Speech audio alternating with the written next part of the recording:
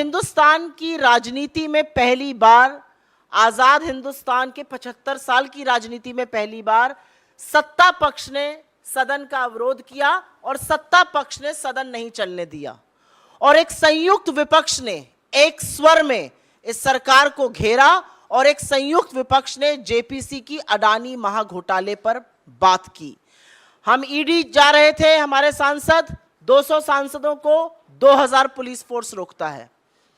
हम संसद में जहां धरना करते हैं वहां पर मार्शल्स आते हैं, हमारे माइक बंद कर दिए जाते हैं और विपक्ष की सबसे मजबूत और प्रखर आवाज को विपक्ष के ही नहीं सदन से ही निष्कासित कर दिया जाता है, एक मैच फिक्स करके, एक रिवर्स इंजीनियरिंग कर कर।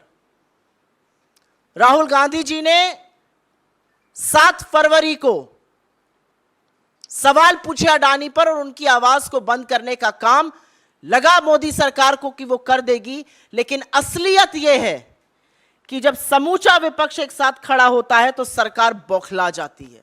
राहुल जी के सवालों से यह सरकार बैकफुट पर है और इसीलिए अब हर उस आवाज का दमन करना चाहती है जो खड़े होकर इनसे सवाल पूछेगा।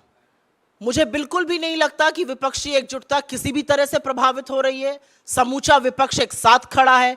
इस बार के बजट सेशन में सरकार इसीलिए बौखलाई हुई है, इसीलिए घबराई हुई है और इसीलिए इंटरनेट को कंट्रोल और सेंसर करने की बात हो रही है, क्योंकि विपक्ष एकजुट होकर एक मत में मोदी सरकार को घेर रहा है।